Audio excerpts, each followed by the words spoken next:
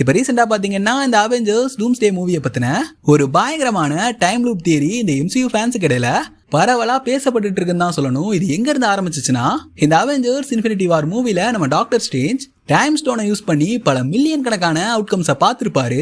இப்போ இந்த அவெஞ்சர்ஸ் டூம்ஸ்டேவோட அந்த ஒரு டைம் லூப் தியரி எதை குறிக்குதுன்னா, நம்ம டாக்டர் ஸ்ட்ரேஞ்ச் சொன்ன அந்த ஒரே ஒரு அவுட்கம் அதுல தான் ஜெயிப்போன்னு சொல்லியிருப்பாரு. அந்த ஒரு அவுட்கம் அவெஞ்சர்ஸ் எண்ட் கேமை குறிக்காம இந்த ஒரு அவெஞ்சர்ஸ் டூம்ஸ்டே இந்த மூவியோட அவுட்கம் தான் பார்த்திருக்காரு.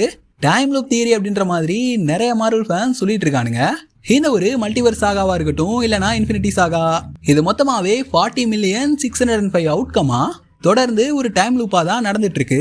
அவெஞ்சர்ஸ் என்ன முடிவு எடுத்தாலும், என்ன மாதிரியான விஷயங்களை மாற்றி அமைச்சாலும் இந்த ஒரு அவுட்கம் புரியுற மாதிரி சொல்லணும்னா, இங்கே டாக்டர் ஸ்ட்ரேஞ்ச் பார்த்த அந்த 40,615,000 அவுட்கம்ஸும் இந்த ஒரு டைம் லூப்குள்ள தான் சுத்திக்கிட்டு இருக்கு. அந்த ஜெயிக்கிறதுக்கான ஒரே ஒரு வாய்ப்பு கண்டிப்பா அது அவெஞ்சர்ஸ் சீக்ரெட் வார்ஸா தான் இருக்கணும்.